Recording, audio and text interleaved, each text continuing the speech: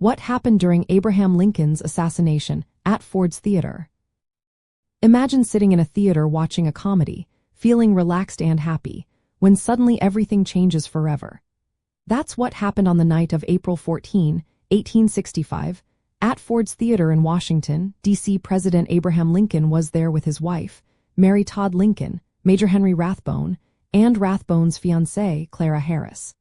They came to see a play called Our American Cousin, a comedy that was very popular at the time. The evening was supposed to be a night of fun and relief after the long Civil War. As the play reached a funny part, only one actor, Harry Hawk, was on stage, making everyone laugh. Suddenly, a man named John Wilkes Booth, who was a famous actor and a supporter of the Confederacy, entered the presidential box. Booth was determined to change history. He forced his way into the box and shot President Lincoln in the back of the head with a small pistol called a derringer. The shot was quick but deadly. Booth didn't stop there. When Major Rathbone tried to stop him, Booth stabbed him in the arm.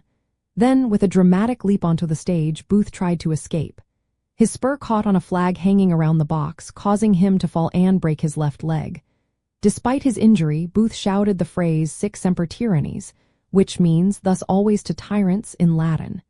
This phrase was linked to the idea of punishing tyrants. Booth then ran out of the theater through a side door, stabbing the orchestra leader on his way out. He mounted a waiting horse and rode off into the night, determined to escape. The audience was stunned and scared. Mary Lincoln and Clara Harris screamed, while Rathbone shouted for Booth to be caught. Some people tried to chase Booth, but he managed to get away. Lincoln was carried across the street to the Peterson House, a nearby boarding house. He was unconscious all night.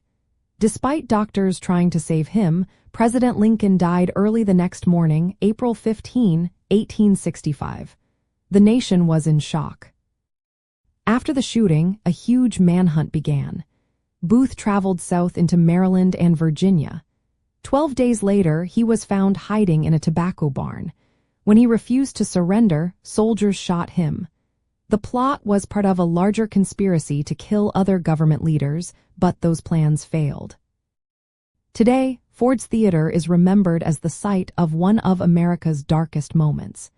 It's a place where history is preserved through a museum and performing arts programs.